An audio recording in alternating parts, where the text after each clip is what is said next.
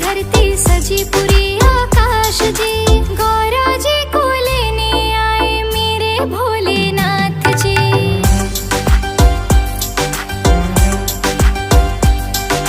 गौरा जी को लेने आए मेरे भोलेनाथ जी।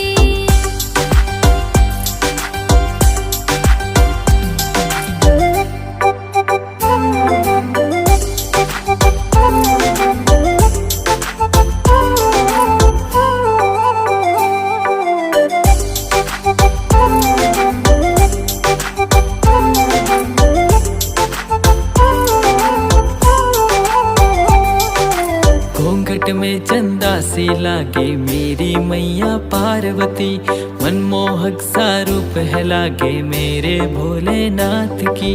घूंघट में चंदा सी लागे मेरी मैया पार्वती, मनमोहक